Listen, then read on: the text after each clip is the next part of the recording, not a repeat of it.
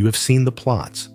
You have watched the numbers shift by tiny amounts that most people would ignore. And now, in the latest data, one new clue stands out so clearly you can't quite shake it. The tiny leftover push in 3I Atlas's motion no longer behaves like random noise. The residual force that should smear out in every direction is quietly lining up along a single path, as if something out there has chosen a heading and is staying with it. That is why you are here. Not just because of a countdown in all caps, not just because someone used the word terrifying. You clicked because you know enough to feel when the tone changes among the people who actually fit these orbits for a living. You have heard Avi Loeb's line repeated in headlines and interviews. Its trajectory appears deliberate, and a part of you wants to know whether that is just a bold turn of phrase or whether the numbers themselves really do whisper something unusual. At the same time, you are not here for another end-of-the-world rehearsal. You have had a lifetime's worth of scary thumbnails and cheap drama. Tonight, you are at the end of a long day. Maybe lying in the dark with your headphones on, looking for something different. A story that respects your curiosity and your need for calm at the same time. You want the grown-up version of this situation, told slowly and clearly. You want to know exactly what is strange about 3I Atlas, exactly what is ordinary, and whether this new clue deserves the word deliberate. And in the background of all of that, there is a date that keeps tapping on the back of your mind, December 19th, the day this interstellar visitor makes its closest approach to Earth. The day its jets and tails and hidden internal forces are pushed to their most active state. The day every serious telescope that can see it will be turned toward the same drifting point of light, trying to squeeze every last bit of information out of it before it fades forever into interstellar darkness. Over the past months, you have watched this approach unfold piece by piece. New images, new estimates of its brightness, new talk about its greenish glow, its changing tail, its pass by Mars. You have listened to careful voices repeat, almost like a mantra, that this is just a comet doing comet things. You have listened to more adventurous voices wonder aloud whether it could be something more.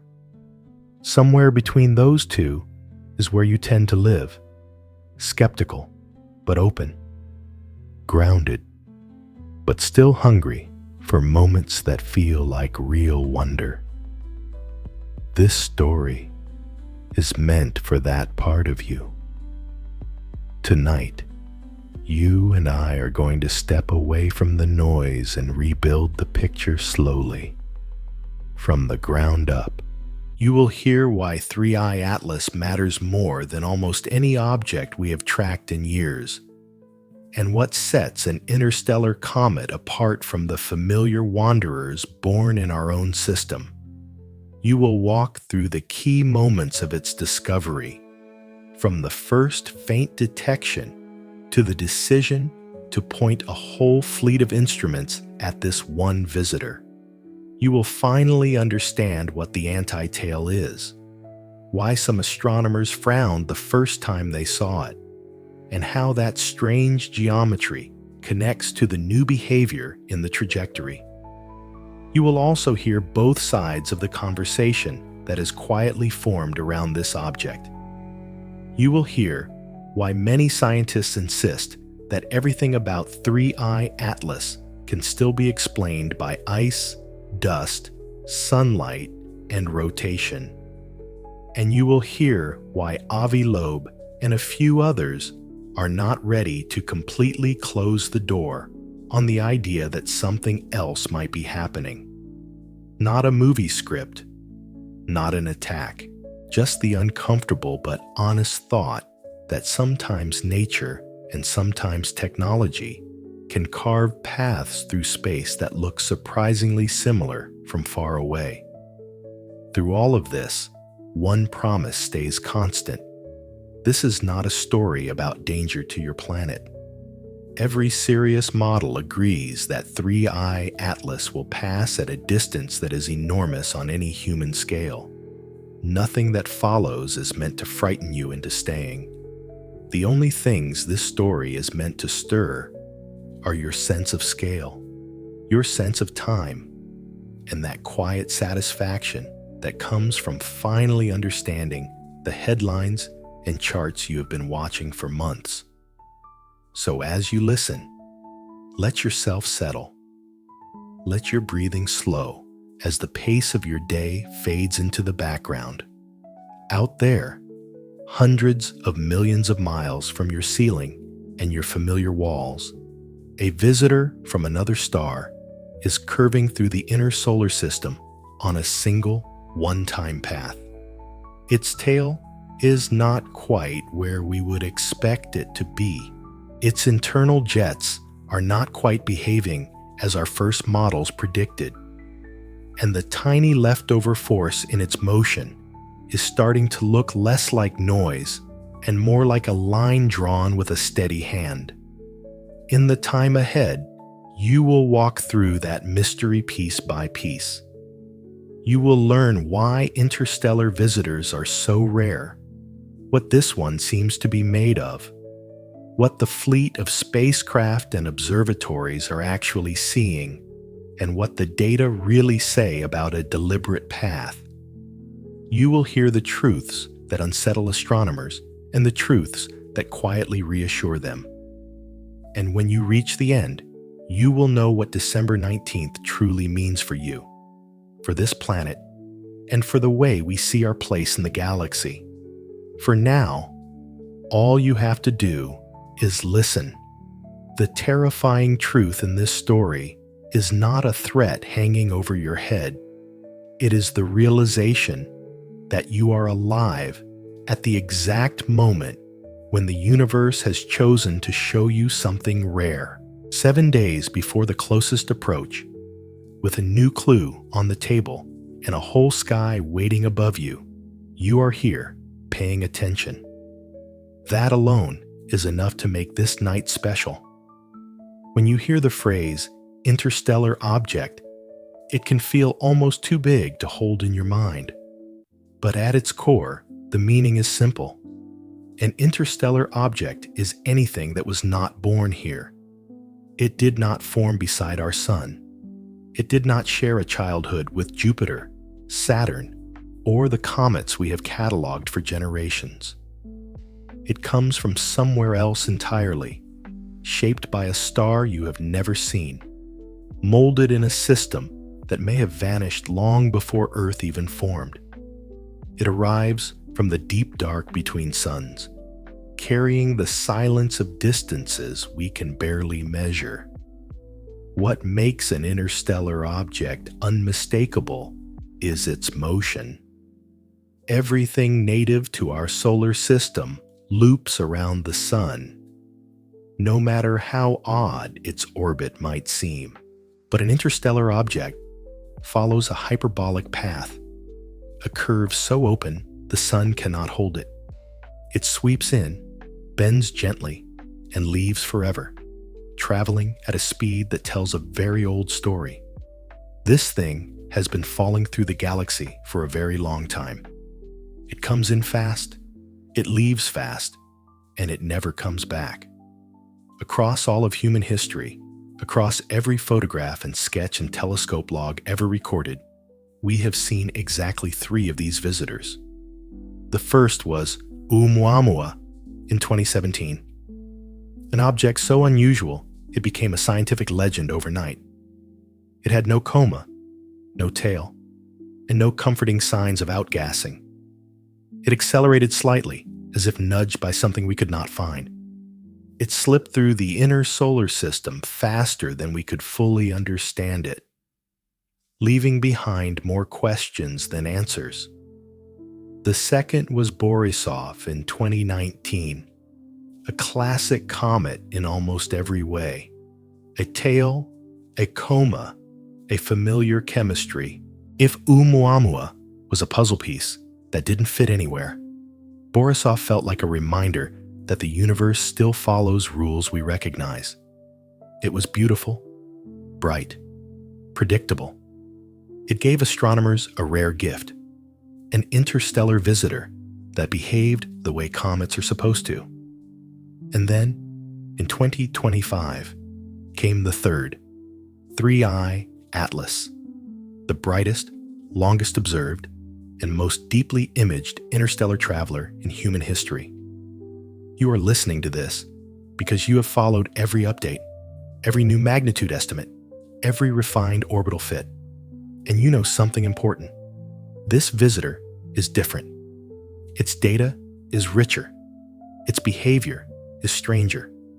Its anomalies are layered, subtle, and persistent. And just last week, one more detail emerged. A slight shift in brightness that didn't quite match the early models.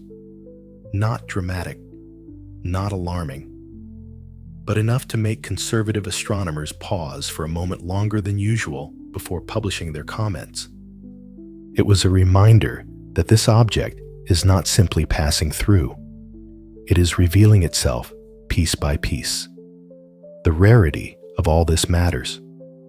Before 2017, we had never confirmed a single interstellar object. Not because they weren't there, but because we couldn't see them. Our surveys were smaller, our cameras less sensitive, our sky coverage incomplete.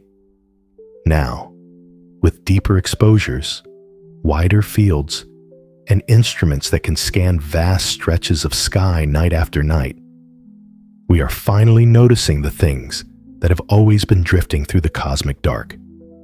That shift, from 0 in all of human history to 3 in 8 years, is not random. It's a sign of our technological moment.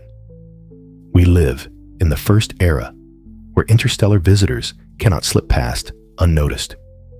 You, right now, are one of the very few humans in the entire span of civilization who will ever see a traveler from another star so clearly and for so long. And because these visitors are so rare, every observation carries weight. Every image, every spectrum, every shift in brightness, every unexpected change in structure or tail geometry.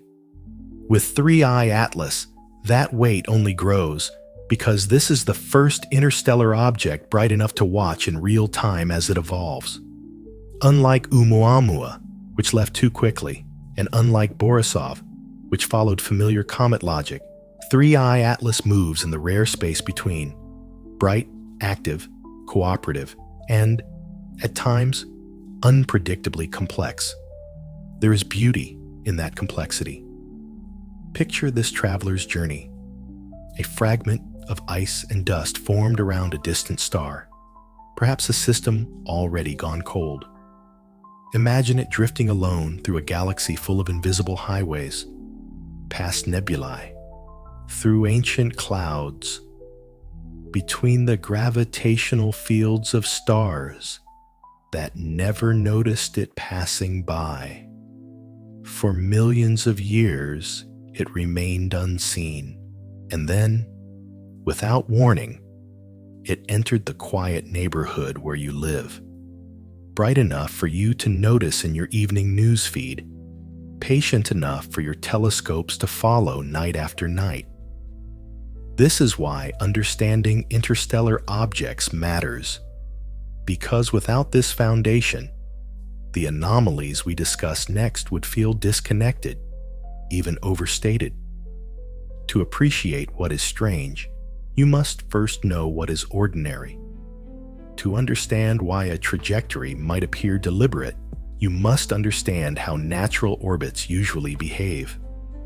To feel the weight of jet shifts or tail geometry, you must see how sunlight, rotation, an off-gassing shape, a comet born in our own backyard. Right now, you are standing at that foundation, calm, informed, ready. Because among the 3 visitors humanity has ever met, only one behaves like this. Only one gives us enough light to analyze. Only one refuses to slide quietly through our solar system without raising questions.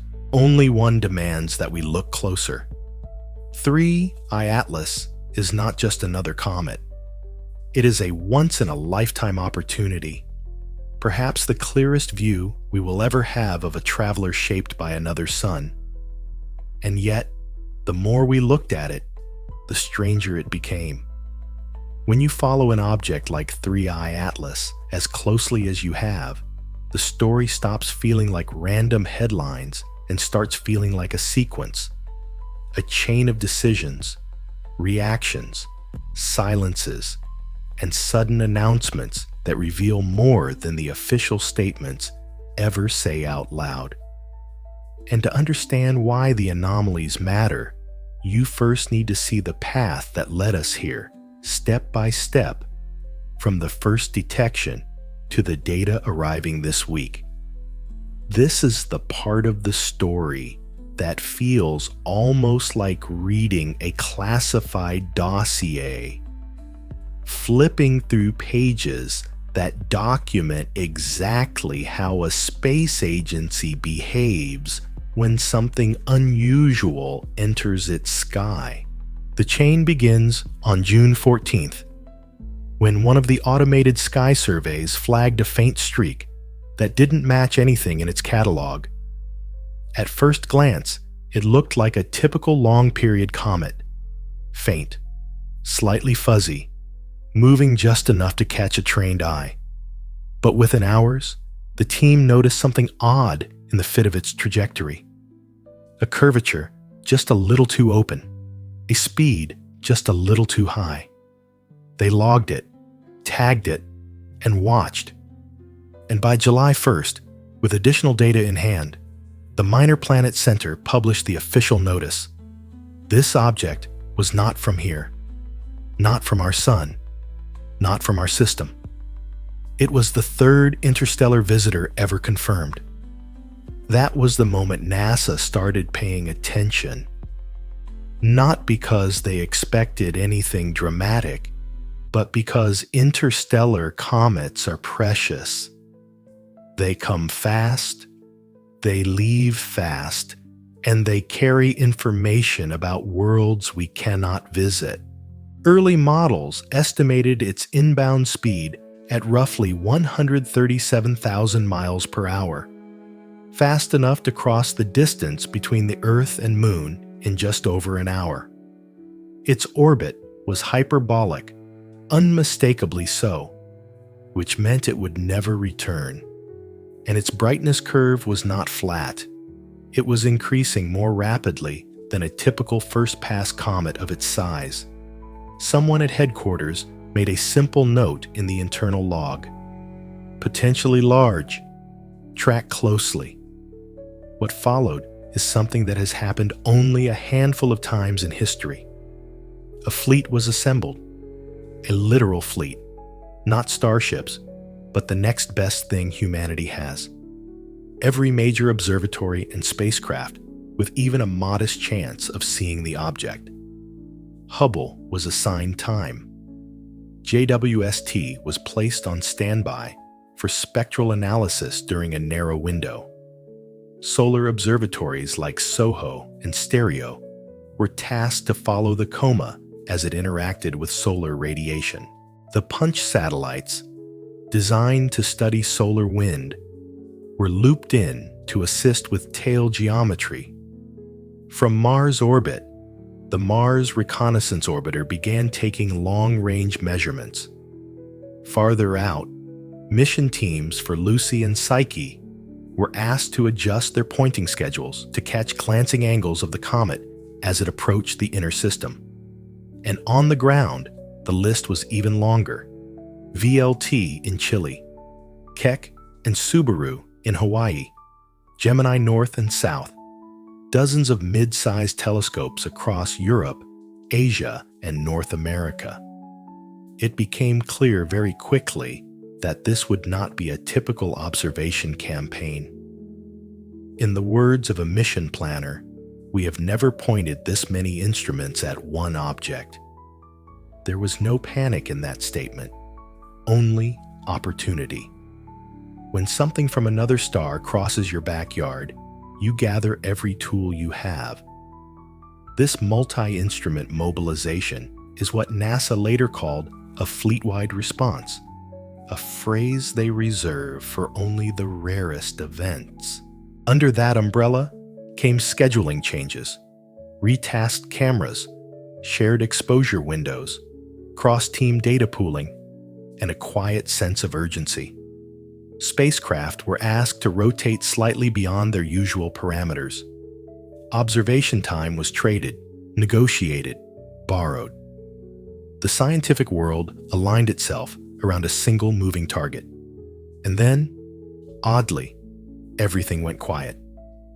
From October 1st to November 12th, 42 days, there were no new public updates from NASA. Not on social media, not in minor bulletins, not in live-stream briefings.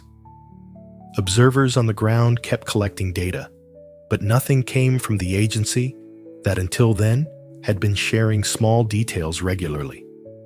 To be clear, silence does not imply secrecy. It usually implies calibration, verification, and the careful checking of models. But for those paying close attention, the sudden quiet felt strange.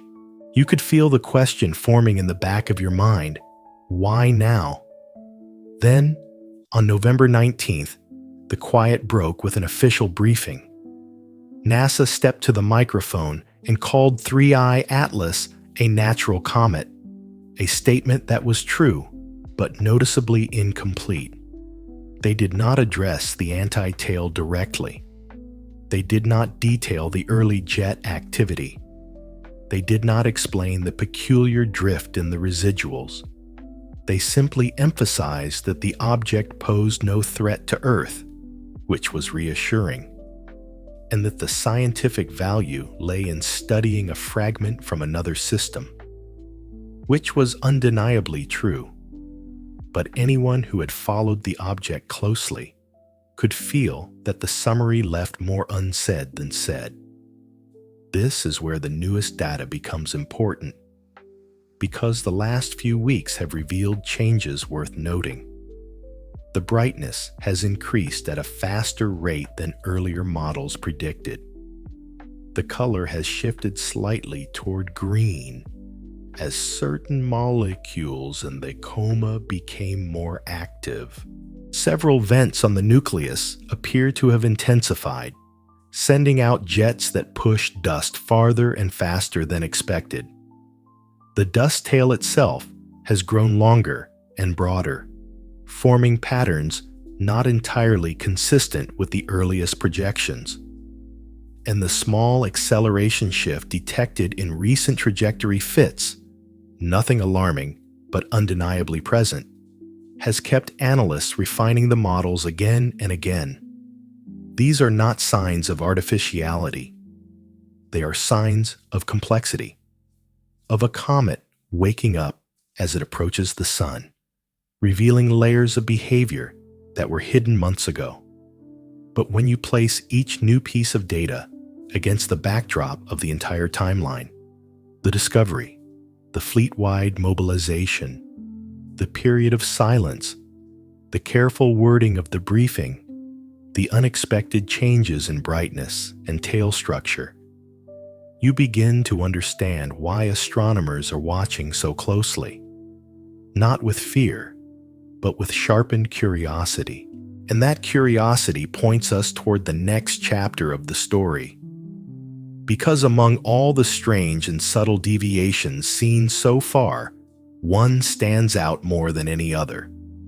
One detail caught the attention of both professional and amateur observers. One feature was so visually unmistakable that it sparked debate the moment it appeared in processed images. It was the tail that pointed the wrong way. When you think about comets, there is one rule almost everyone knows. A rule so simple and so widely accepted that it shows up in children's science books, planetarium shows, and the earliest diagrams of the solar system. Tails point away from the sun. Always. Not because the comet chooses to, but because sunlight and the solar wind push dust and gas outward like a cosmic breeze. It is one of the most dependable relationships in celestial mechanics. Sunlight flows outward, and the tail flows with it. A comet approaches. It glows. It sheds dust, and the dust streams away from the star that warms it. So reliable, so predictable, that for decades astronomers treated it almost as a law of nature.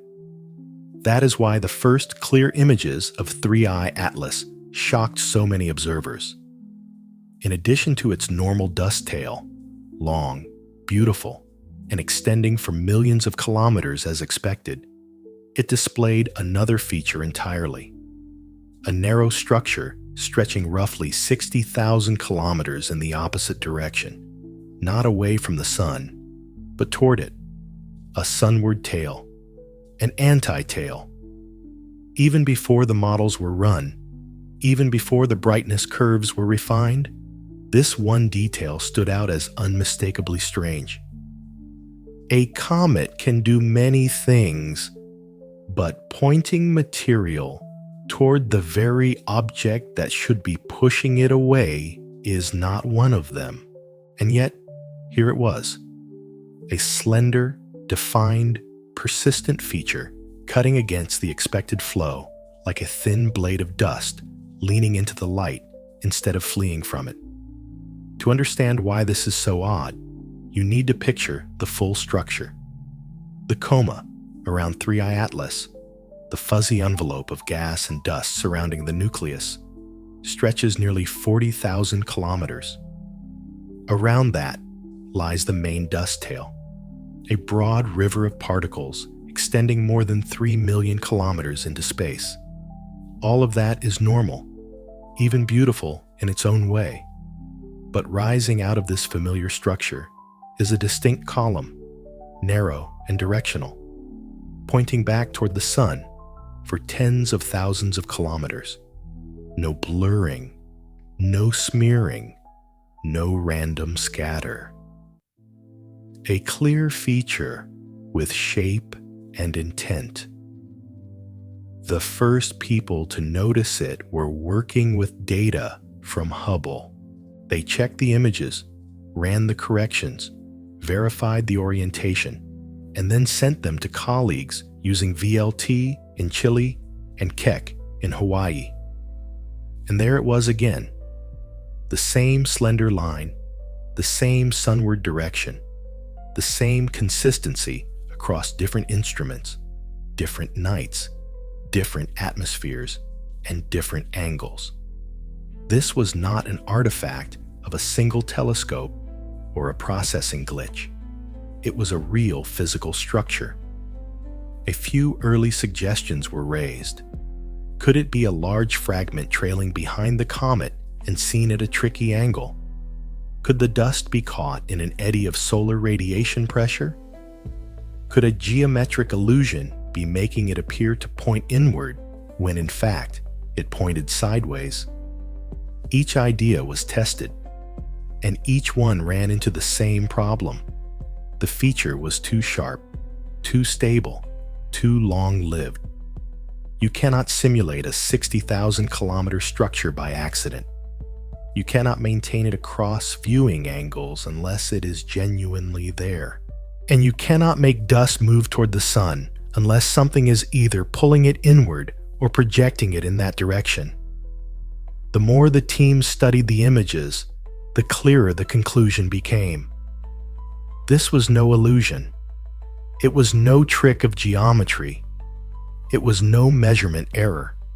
The anti-tail was real. That raised a simple but unsettling question. Why would material be moving sunward at all? Under normal circumstances, sunlight pushes dust away through radiation pressure.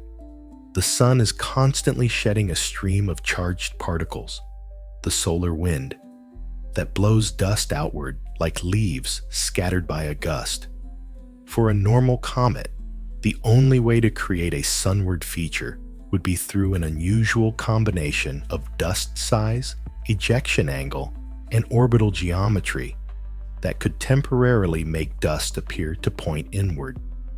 But even those scenarios rarely persist for long, and they generally appear faint, disorganized, or dependent on very specific viewing angles. The anti-tail of 3I Atlas did not behave that way. It remained clear for days. It appeared across multiple observatories. It aligned with neither the comet's spin axis nor the expected flow of dust.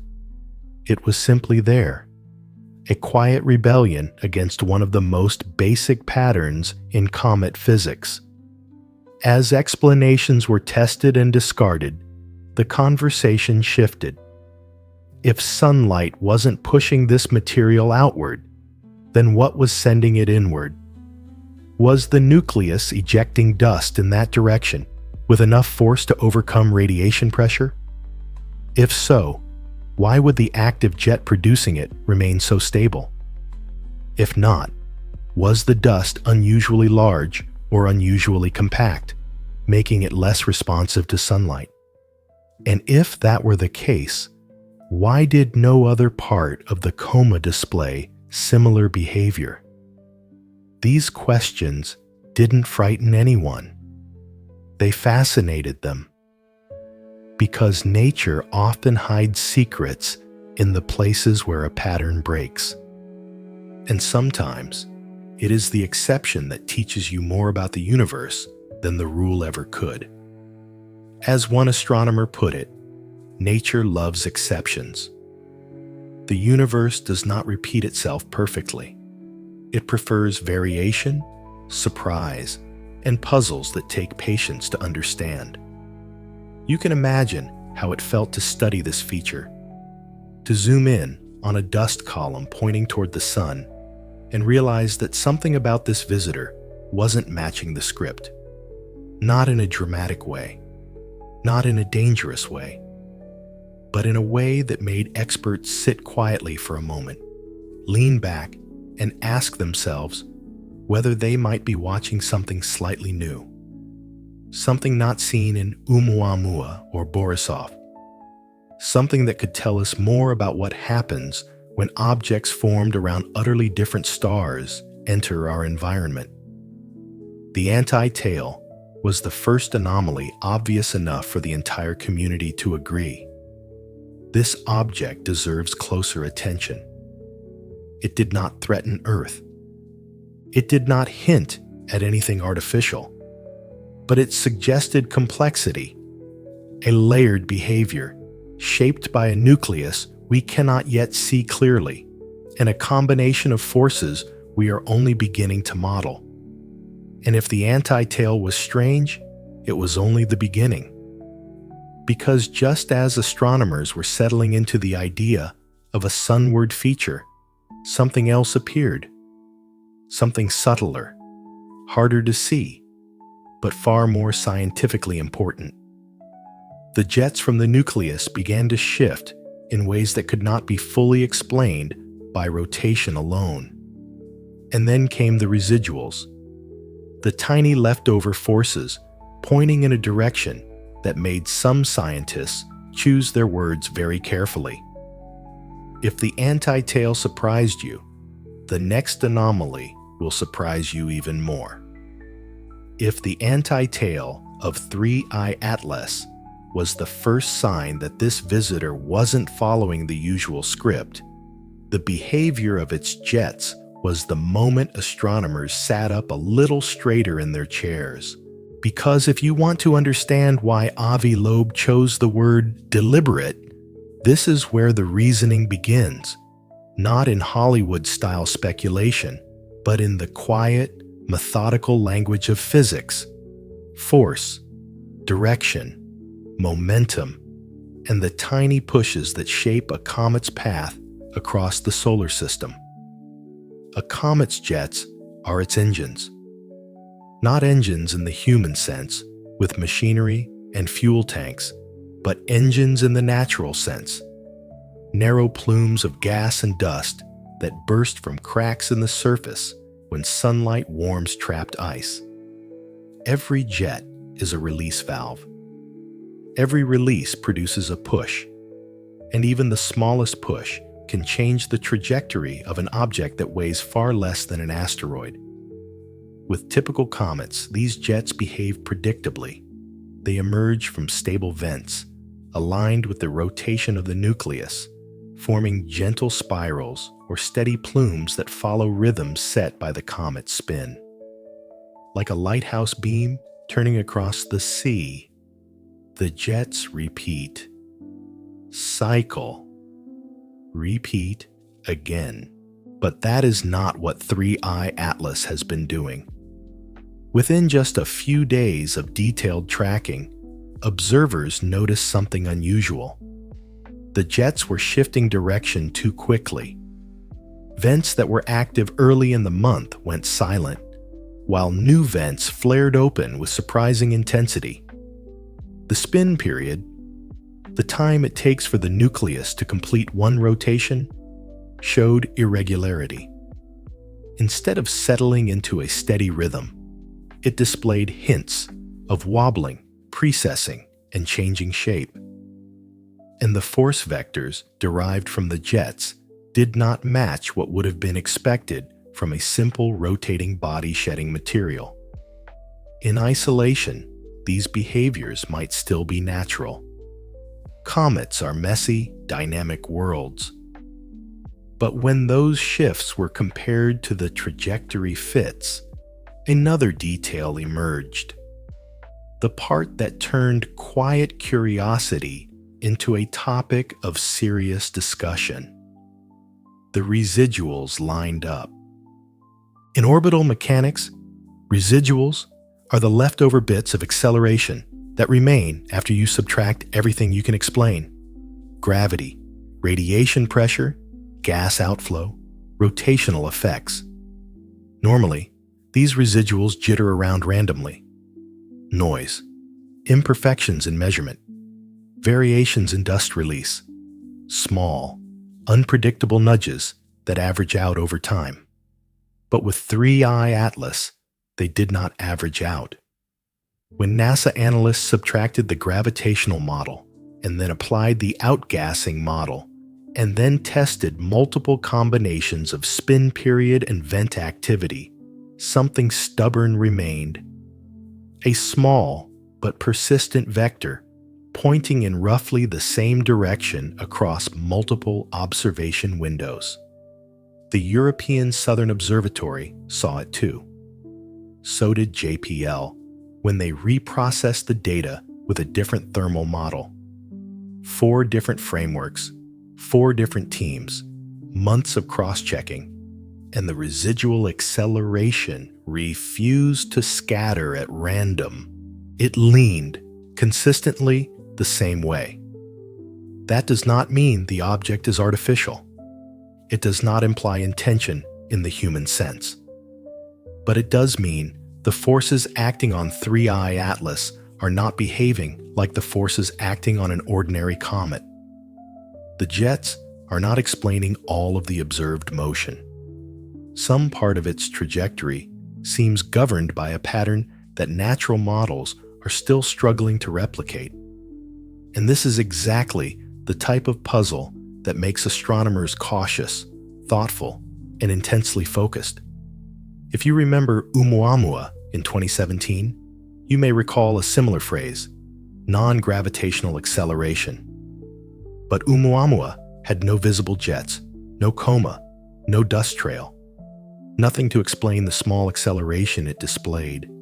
That mystery remains unsolved today. With 3I Atlas, the situation is different. Here we do see jets, real jets, powerful jets. Yet the jets alone do not close the accounting. There is still something left over. Something pushing, nudging, or guiding the comet just beyond what the outgassing models predict. That difference is important. Oumuamua raised the question, what force is acting here? Our atlas raises a more specific question. Why does the remaining force point in the same direction? Two categories of explanation now dominate the scientific discussion. The first is entirely natural. The nucleus may have an uneven surface, with deep fractures or channels on one side that release material more intensely than expected. The rotation might be irregular, with precession causing certain vents to spend more time facing the sun. Or the interior could contain a pocket of volatile ice aligned in a way that produces a sustained push across multiple rotations. All of these would produce orientation bias, a preferred direction in the force. And all of these, while unusual, remain within the realm of normal comet physics.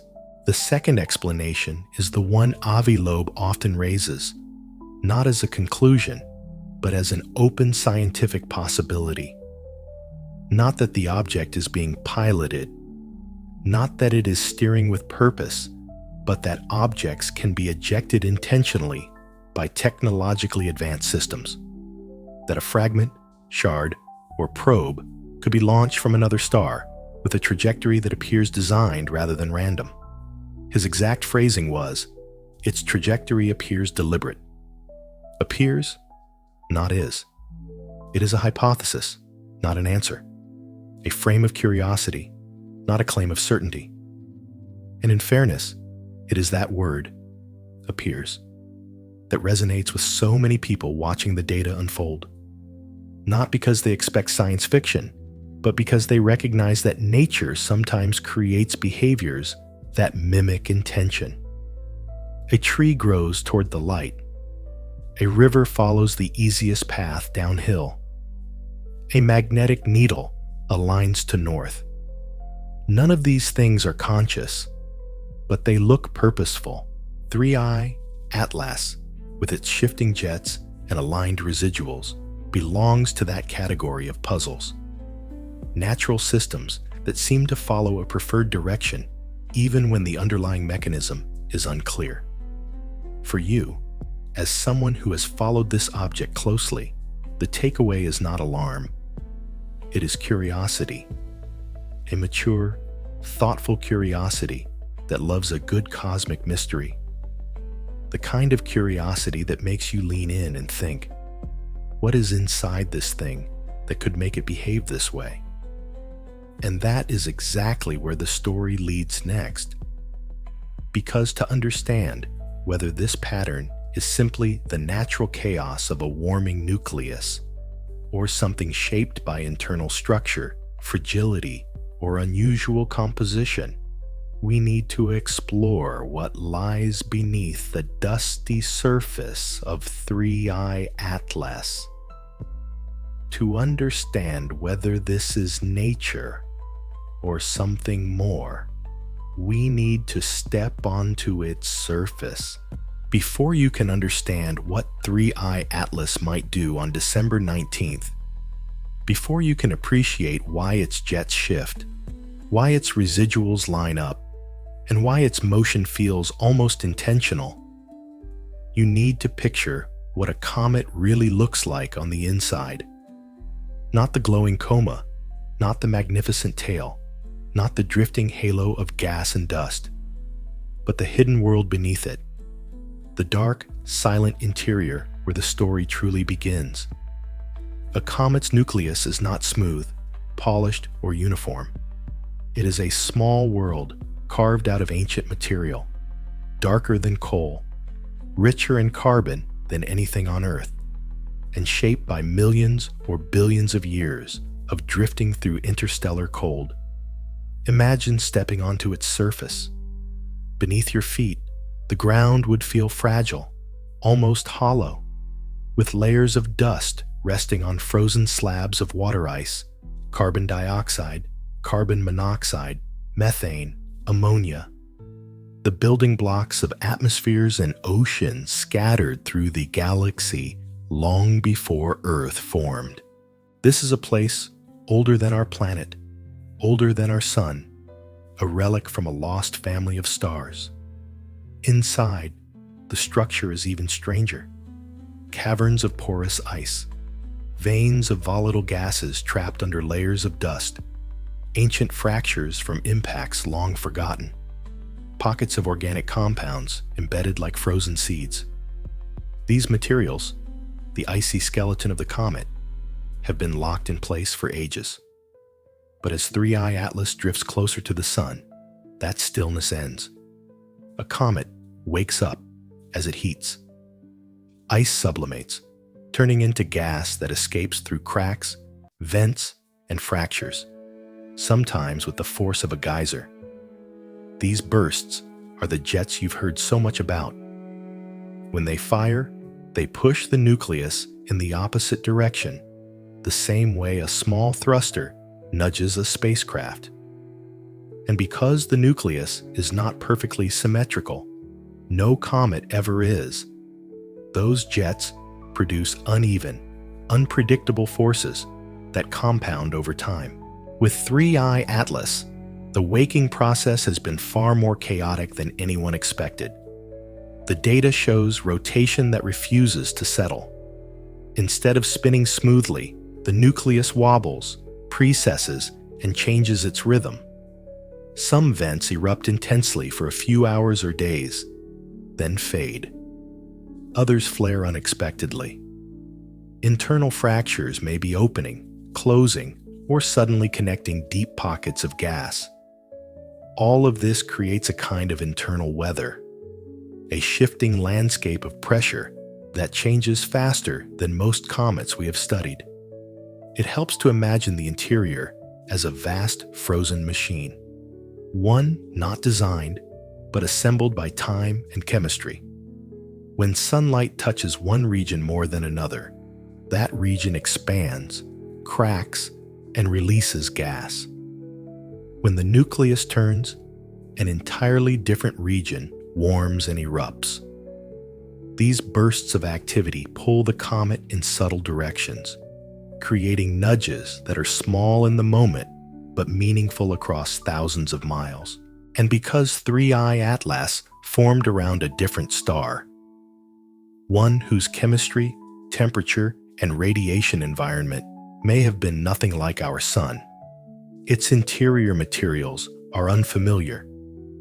The ices could sublimate at different temperatures. The dust could clump differently. The pockets of gas could be arranged in ways we have never seen in a solar system comet. That means its behavior may feel foreign, unpredictable, or strangely coherent, even when driven purely by natural processes. This is where the idea of a natural engine emerges. If the jets on one side of the nucleus dominate, not because of intention, but because that side contains deeper pockets of volatile ice, then the combined push from those jets can create a consistent directional force. Under the right conditions, that force can mimic purpose. To an outside observer, the comet might appear to be adjusting itself, leaning in a particular direction, following a path as if guided. This is the heart of the mystery. That nature can create patterns that look intentional. A comet's interior is chaotic, but chaos repeated can resemble strategy. When jets repeatedly fire from the same region, they create a net force, a slow, persistent push. And when the rotation wobbles, those pushes can produce unexpected outcomes. Add it all together, and you get a trajectory that feels deliberate even when it isn't. This duality, natural behavior that mimics intent, is something humans understand on a personal level. The way small decisions shape a lifetime. The way small forces push us into new paths before we recognize the pattern. We often look back and say our journey felt guided, even though it was built from countless tiny, unplanned moments. The universe behaves the same way. It does not need intention to create motion that appears purposeful. And in the case of 3I Atlas, every internal shift, every crack that widens, every vent that fires, every pocket of gas that bursts to life will grow stronger as the comet approaches the sun. Just as a winter storm sharpens when it hits warm air, a comet becomes most active near its closest approach. That is when the internal machinery operates at full force.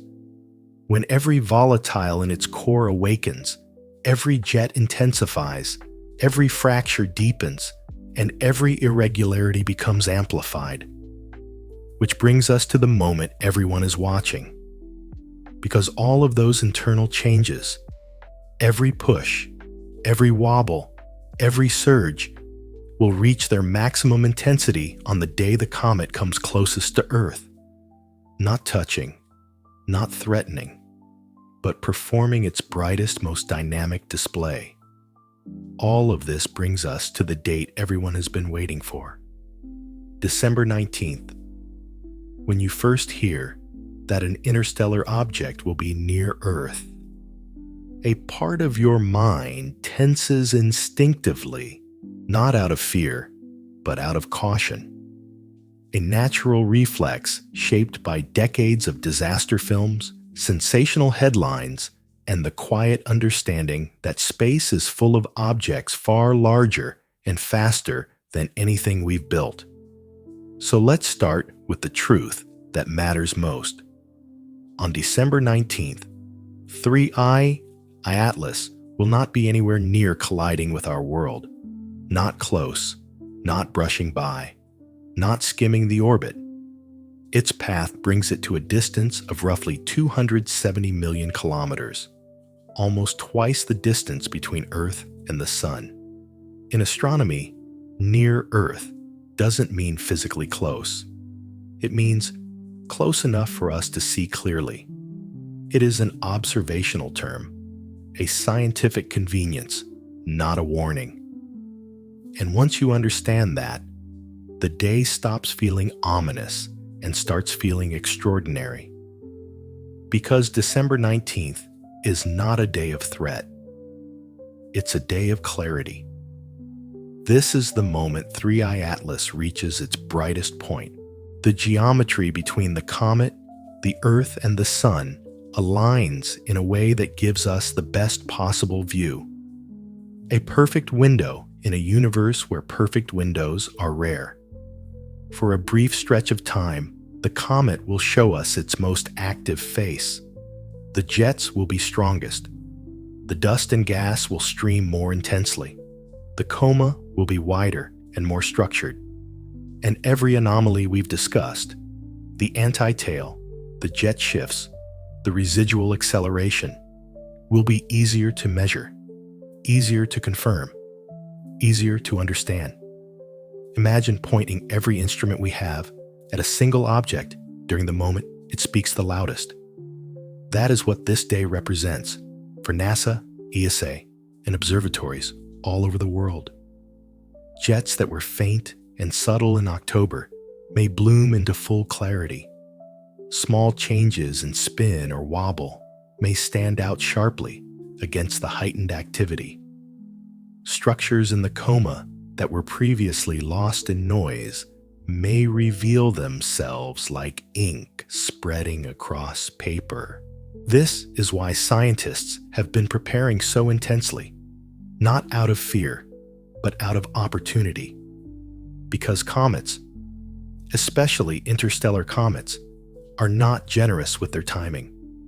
They do not wait. They do not slow down.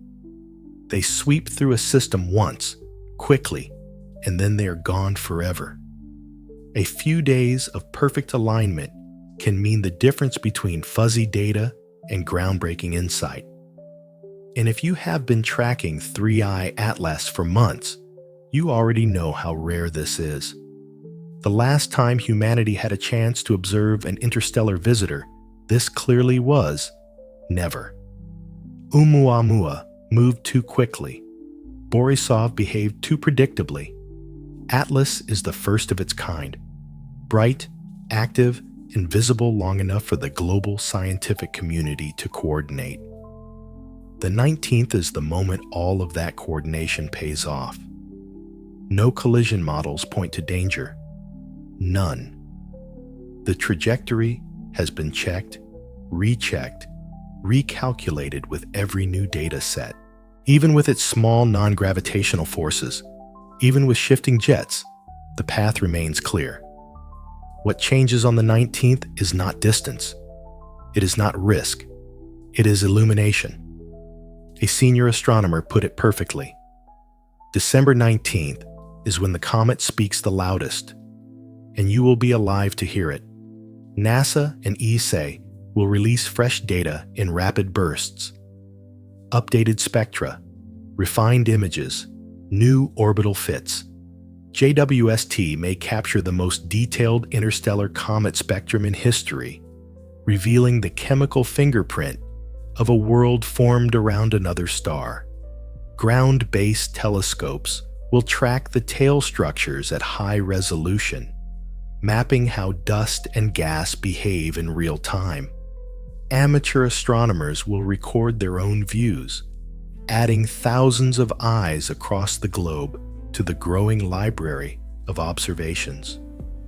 For a moment, the entire planet will be watching the same traveler, each from a slightly different angle, each contributing to a story older than the sun. And in the middle of that story is you, listening, learning, waiting. This is not a day for fear or doubt. It is a day to appreciate timing, a day to witness something humanity rarely gets to see, a day when science meets wonder in a way that feels almost personal. Not because anything dramatic will happen to Earth, but because something extraordinary will happen in view of Earth. Not everyone in history has lived at a time when an interstellar visitor passes by. Not everyone gets a chance to watch its chemistry, its jets, its tail structure, and its motion reveal themselves at their peak. Not everyone gets to say they were here, present, awake to the moment when a fragment of another star system drifted close enough for our instruments and our eyes to study it. December 19th is not an ending. It is a beginning. The beginning of the clearest data. The beginning of the sharpest measurements. The beginning of the answers to the questions raised by everything you've heard so far. This is not a day of danger. It is a day of clarity. But what if the trajectory is not entirely natural? When Avi Loeb used the word deliberate, he wasn't talking about steering wheels, pilots, or the kind of intention you see in movies. He was talking about patterns, about motion that doesn't behave like randomness, about trajectories that don't scatter, about forces that lean in a preferred direction instead of dissolving into noise. In science, deliberate does not imply control. It implies structure. It implies order inside the chaos. It implies that what you're seeing has characteristics that did not arise from a simple, accidental shove. So let's walk through what that means. Slowly, calmly, like adults thinking about a possibility rather than chasing a fantasy. Because this is where the story turns from physics into imagination. But imagination grounded in data, not fear. Deliberate does not mean someone is steering the comet. It does not mean a hand on the controls or a mind making active decisions. Instead, think of it this way. A trajectory is deliberate when it reflects a preferred direction. When something about the object, its shape, its jets, its internal structure, its past, nudges it consistently along a line. Nature can do this. Machines can do this. Even random processes can, under the right constraints. But the point is simple. It's not arbitrary. With 3i Atlas, the aligned residuals and jet patterns have made some scientists ask whether this object is simply the product of geology, or whether it might be something older, stranger, and shaped by forces we haven't fully considered. The first hypothesis, the one Avi Loeb speaks about most openly, is that 3i Atlas could be a probe disguised as a comet, not in the cinematic sense of glowing lights or metal plating, but in a far subtler way. In Loeb's framework, an advanced civilization might choose to hide a probe inside natural-looking debris, or even build it out of comet-like materials, because such an object would travel safely through interstellar space without attracting attention. He often refers to this possibility as cometary camouflage, a natural crust, a technological interior, a vessel that looks like a fragment of a world long gone. Why would a civilization do this? The same reason we send out probes: curiosity, mapping, sampling, listening. Because if life arises in more than one place in the universe, then intelligence elsewhere might be just as hungry to know what exists beyond its own star. They might send out objects not to make contact, not to change anything, but simply to gather information and drift on. Quiet, unobtrusive, unannounced. A second hypothesis is quieter, lonelier, almost poetic. 3i Atlas could be derelict technology, not a functioning probe, not an active machine, but the remains of one, a Voyager seen from the other side. Imagine a civilization that once flourished, expanded, dreamed, built, and sent out messengers. And then imagine that civilization gone, extinct, silent. What would remain? Objects like this, drifting for thousands or millions of years, no longer powered, no longer guided, falling through the galaxy the way our own spacecraft eventually will. To us, such an object might look like a comet because dust has accumulated on it, or because its structure has eroded into something natural looking. Technology dissolves into geology when given enough time. The third hypothesis is the most neutral, and perhaps the most scientific. 3 Atlas could be an intentional sample, a seed ship, not meant for communication or contact, but simply to carry a fragment of material from one star system into another. This is not a new concept. Earth scientists have discussed doing the same, launching small, durable samples into interstellar space for other civilizations to someday discover. Not because they're meant to arrive anywhere special, but because the universe itself becomes the messenger. A comet-like shell is ideal for that purpose: rugged, self-preserving, radiation-resistant. If something like that were launched 100,000 years ago from another system, it could wander past our world exactly the way 3i Atlas is doing now. None of these possibilities require danger. None involve chase scenes or invasion fleets, and none conflict with what we've observed. No radio signals, no artificial acceleration, no maneuvering toward Earth. The object is not speeding up. It is not adjusting course to intercept us. It is not transmitting anything recognizable. It is simply moving. Strangely at times, but not threateningly. This is an important distinction, because the last thing anyone should take from this is fear. Hollywood thrives on the idea that anything unfamiliar must be dangerous. But nature does not share that bias. The galaxy is full of debris, fragments, relics, and possibilities. Most of them are harmless. Most of them simply pass by, leaving us with nothing but wonder. So if the trajectory of 3i Atlas appears deliberate, the question is not, what is it planning, but what shaped it? What history lies inside it? What origin could give rise to a path that looks guided? Perhaps the answer is nothing more exotic than physics.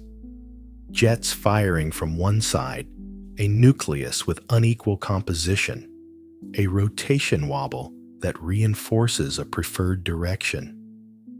Perhaps the answer is that nature itself can look intelligent when viewed through the right lens. But perhaps, cautiously, thoughtfully, there is something else. Something older, something that reminds us that we might not be the first beings to send objects into the dark. If we are not alone, then our curiosity, the curiosity that leads you to listen tonight, is not unique. If other minds exist, they may wonder too. They may explore. They may experiment. They may have launched something like this long before humans took their first steps. And that possibility is not frightening. It is humbling. It widens your world instead of shrinking it. It reminds you that intelligence is not a threat. It is a mirror, a reflection of what we might become. Because the truth that scares us the most is never out there. It is always about us. For the past 40 minutes, you've been orbiting around one idea.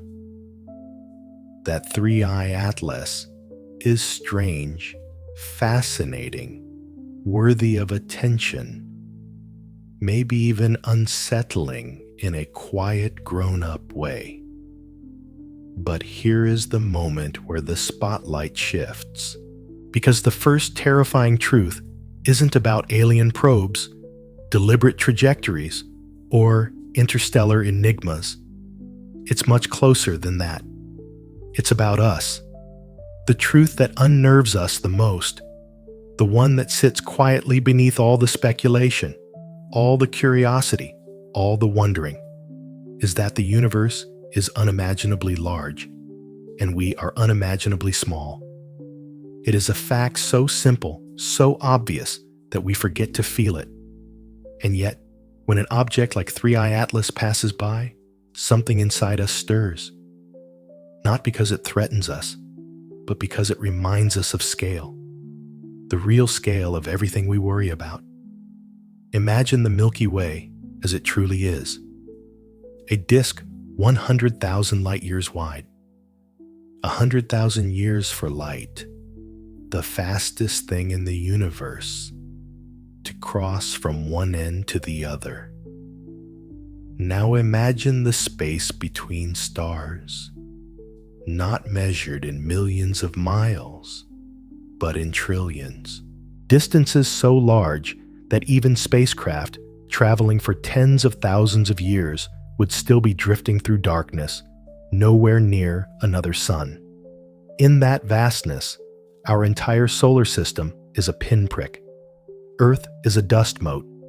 Every human conflict, every deadline, every pressure, every argument, all of it fits inside a space smaller than a whisper. And somewhere in that ocean of emptiness, a single fragment of ice called 3i Atlas has been drifting for millions of years, perhaps ejected before humans existed, before the first sparks of civilization, before our world had continents shaped the way they are now. It wandered through the dark with no destination, no audience, no urgency, until one day it crossed paths with us, and we noticed. We pointed telescopes. We analyzed spectra. We wrote models. We argued. We wondered whether its motion meant something. That is the curious thing. The terrifying truth is not that the universe sends us visitors. The terrifying truth is that the universe is so large that these visitors almost never pass by. And when they do, they remind us how tiny our story is. But this smallness isn't a punishment. It's a release. Because once you truly feel how vast the universe is, something inside you loosens. All the daily noise, the undone tasks, the inbox overflowing, the moments where life feels too big, suddenly shrink. They lose their grip. They stop pretending to be cosmic. They become exactly what they are. Small things in a big world. Manageable, temporary, already passing. And in that shrinking, something beautiful grows. A morning coffee becomes brighter. A quiet moment with someone you love becomes heavier, richer. The sound of gentle narration before sleep becomes its own kind of sanctuary. A soft breath in a dark room feels like a victory. You realize that meaning is not scale. Meaning is attention. Meaning is presence. Meaning is the ability to look at the universe's size and still choose to love the tiny corner you inhabit. That is the gift of smallness. It's easy to imagine that being small means being insignificant. But the opposite is true. Because in a universe this large, the fact that you are conscious, that you can think about galaxies, that you can listen to a story about a comet from another star, that you can feel anything at all, is extraordinary. 3i Atlas reinforces that. It is a traveler from somewhere far beyond our reach, passing by a world so small it couldn't possibly matter to it. And yet, for us, the encounter matters deeply. Not because it endangers us, but because it humbles us. It widens our perspective. It stretches the walls of the room we think we live in. It reminds us that we belong to something enormous. And that realization, that sense of scale, is the first terrifying truth. Not frightening, but clarifying. Not doom, but perspective. You are small, but you are here. And being here is a kind of cosmic luck. You live in an era where interstellar visitors can be detected. You have access to instruments that past generations couldn't even imagine. You get to watch knowledge expand in real time. You get to witness a moment your ancestors never had, a fragment of another solar system passing close enough for you to study it, think about it, and feel something because of it. The terrifying truth, the grown-up truth, is that our story is brief. Brief compared to the galaxy. Brief compared to the life of a comet. Brief compared to the journey 3i Atlas has been on. But that brevity makes it precious. It frees you from trying to control everything. It gives you permission to find joy in the things that are right in front of you. It lets you place your worries in the correct scale. Tiny, human, fleeting. And 3i Atlas, this icy wanderer from another star, becomes a reminder rather than a threat. A reminder that we live in a universe full of mysteries, and we are lucky enough to witness one passing by. As Carl Sagan once said, we are a way for the cosmos to know itself. And as Brian Cox added, meaning is not scale. The universe doesn't need you to be big to be meaningful. It only needs you to be aware. But there is a second truth, and it carries even more weight. For most of human history, the sky was a source of mystery, and mystery meant fear. People looked upward and saw patterns they couldn't explain, lights they couldn't predict, shadows that felt like warnings. A solar eclipse could shut down entire civilizations. A bright comet could spark panic, superstition, or prophecy. Storms rolled in without explanation. Earthquakes struck without warning. Lightning flashed like an angry message from the gods. We lived in a world where the unknown ruled us, not because the universe was cruel, but because we had no tools to understand it. The truth, the second terrifying truth, is that humanity no longer lives in that era. We live in the age of seeing clearly. Consider what we have today. The James Webb Space Telescope can look back 13.5 billion years and show us the first galaxies that ever formed. Tiny, ancient islands of light at the beginning of time. Hubble, still working in orbit, continues to deliver images sharp enough to reveal the life cycle of stars, the collisions of galaxies, and the dust clouds where planets are born. We have a global network that tracks near-Earth objects with precision no ancient civilization could have imagined. We have orbit determination systems that can model gravitational influences from planets, moons, and the subtle forces of sunlight itself. And now we have AI models capable of simulating how cosmic objects evolve, rotate, fracture, and drift. In every direction, the fog that once covered the universe is lifting. But clarity brings two things at once: fear and strength.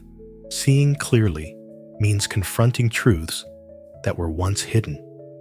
We now understand how fragile our planet is, how thin the atmosphere is, how vulnerable Earth is to impacts, solar storms, or geological change. Knowledge removes the comforting ignorance our ancestors had. That can feel terrifying. It forces us to look at the world honestly. It strips away illusions. It leaves no room for magical thinking. And yet, that same clarity is empowering. Because with every fear the universe reveals, it also reveals a path to protection. We can map asteroids decades before they approach.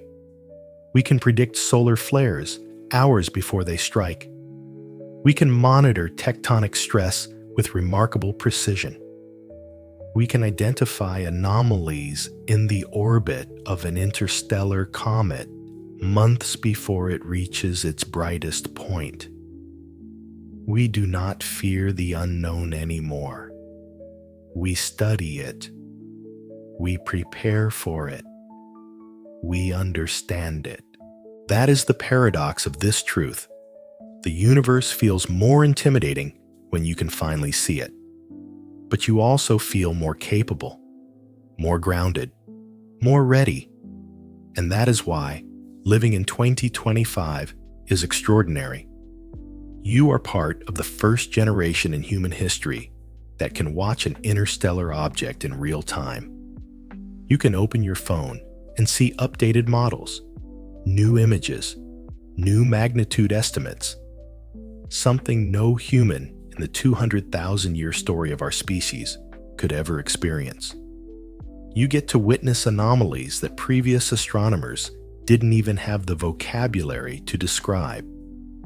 You get to exist in a moment when our scientific tools are finally good enough to match the scale of our curiosity. The second terrifying truth is not that the universe is dangerous. It is that the universe is finally understandable. And understanding comes with responsibility.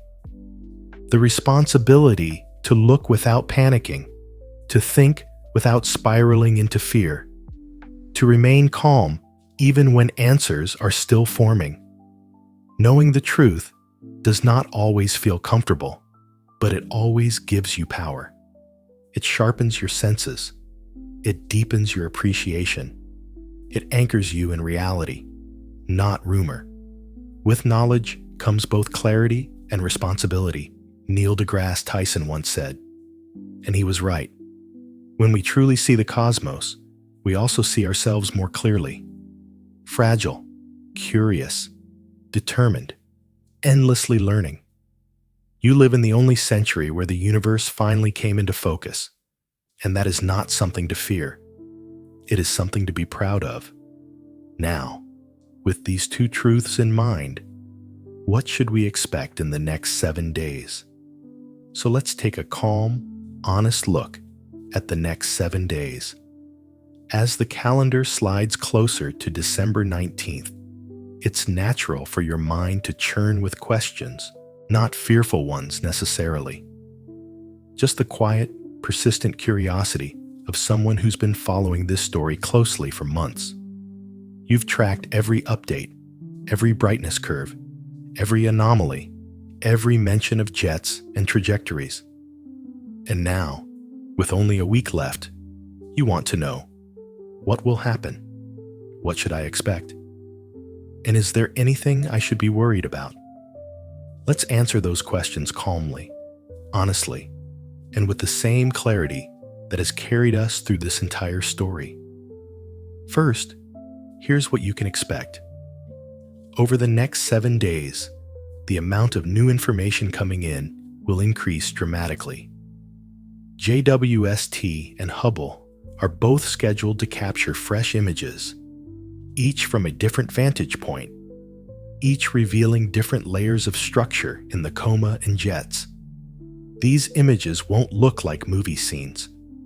They'll look like data, beautiful, scientific, meaningful data, and every frame will help refine our understanding of what Atlas is doing internally. You can also expect updates to the orbital solutions. As the comet brightens and its jets intensify, residual shifts may become more obvious. This doesn't mean danger. It means clarity. A more active comet produces clearer signals, which make the models better. A small change in acceleration might appear in the numbers. But that's exactly the kind of thing astronomers are hoping to study, not fear. There will likely be changes in color and brightness as well. If certain molecular species become more active, the coma might drift toward green, cyan, or even a pale gold, depending on the proportions of CN, C2, and other gases. Jet activity may surge and create intricate structures, spirals, fans, overlapping plumes that trace the rotation of the nucleus. These moments make for stunning images, the kind you may wake up to in the morning and think, wow, that really is from another star. Now, just as important as what you can expect is what you shouldn't. There will be no sudden plot twist in which the comet turns around or changes course toward Earth. That is not physically possible. The momentum of an interstellar object is massive, and the forces acting on it are tiny. Even intense jets cannot redirect a comet across millions of miles. The idea that something dramatic could happen in the last week belongs to fiction, not science. You should also not expect some secret NASA revelation being held back for a countdown moment. Agencies don't work that way. Data is released when it's verified, not when it's dramatic. There is no scenario in which the next 7 days hide a looming announcement or a disclosure event. Instead, what you will see is steady, incremental truth. The kind of truth that emerges naturally from patient observation.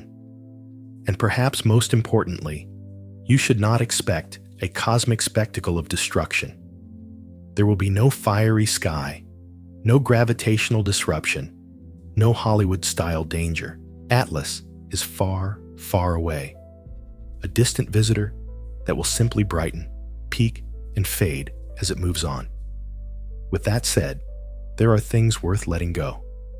Let go of any unnecessary fear. Let go of the feeling that you have to decode every anomaly instantly.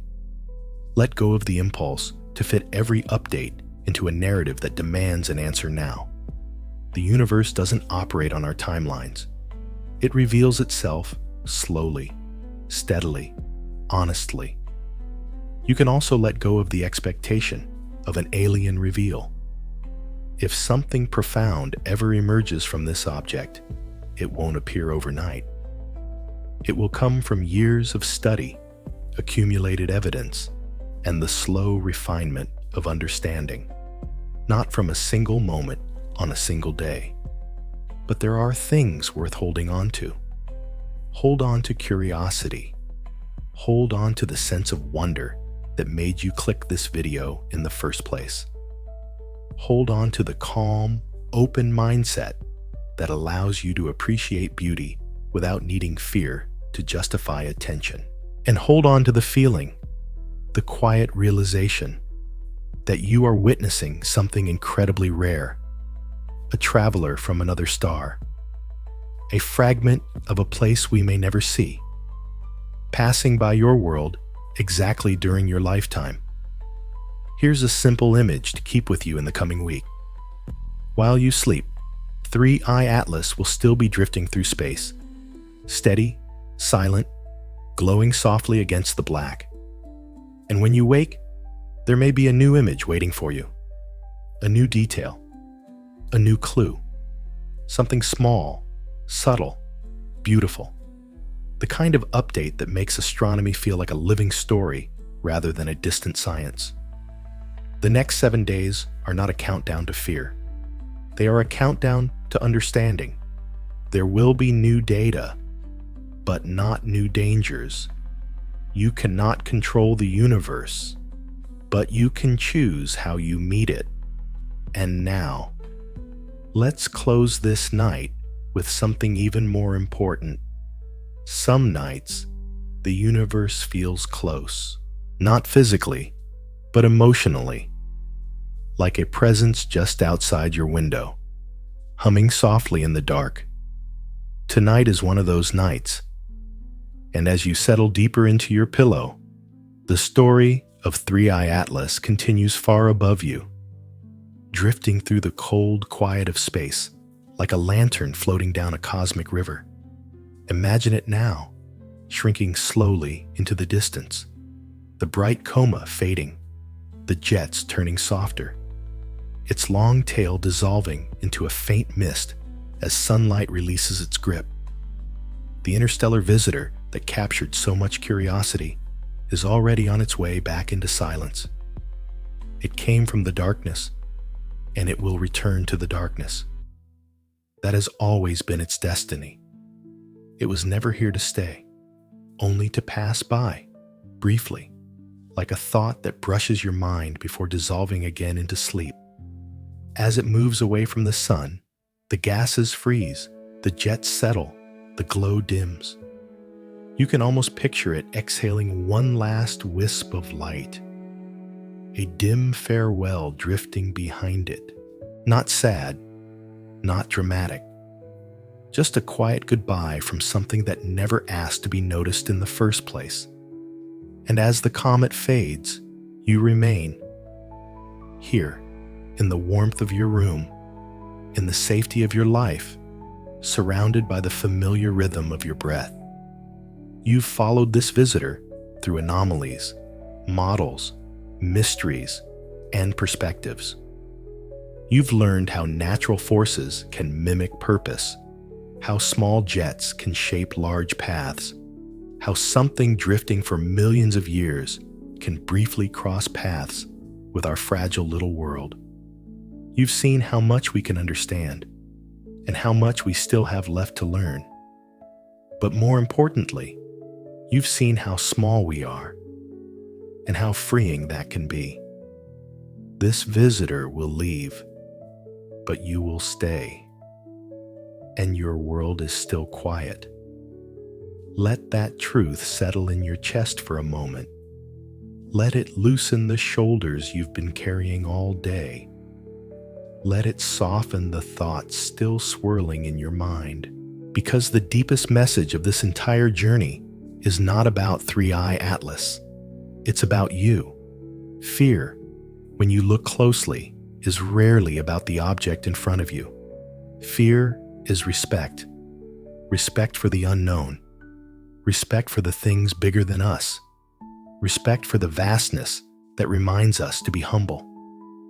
And when you treat fear as respect rather than danger, something inside you unclenches. The unknown becomes a companion instead of an enemy. Curiosity becomes a comfort instead of a risk. And the night sky becomes a place you can rest your thoughts, not a place to worry about. Tonight, 3-Eye Atlas is out there, a distant pinprick fading into the black. But here, in this quiet room, you are safe. You do not need to solve the universe tonight. You do not need to carry the weight of every question. You certainly do not need to stay awake worrying about a comet that is farther away than your mind can truly imagine. This video was never meant to answer everything. It was meant to sit with you, the way a good friend might sit beside you on a long, gentle night, and remind you that curiosity does not have to come with fear, that wonder does not have to come with tension, that you can love the universe without needing to control it. As you breathe slowly, the rest of the world softens. The distant glow of city lights outside your window, the stillness of the air, the calm, steady rhythm of your own chest rising and falling. You can picture the sky above your home, a dark canvas, quiet and wide. Somewhere on that canvas, so small you could cover it with your fingertip, an interstellar traveler is drifting past, minding its own ancient journey. It has crossed more emptiness than you will ever see, and tonight it is simply continuing on. No hurry, no warning, no intention, just motion. The visitor will pass. You are safe. It's okay to let go now. Let the last of your thoughts settle like dust in the glow of a fading tail. Let the warmth in your chest spread outward. Let the universe feel big again. Big enough to hold your fears so you don't have to. You are safe. The universe is quiet tonight. If you close your eyes, you may even feel the soft weight of that quiet, the way it presses gently on your mind, the way it moves like slow water around your thoughts, the way it invites you to drift with it. And as your breath deepens, the world becomes simple again. A bed, a room, a quiet sky, and a visitor, already slipping away into the dark. Good night, traveler. The universe will wait.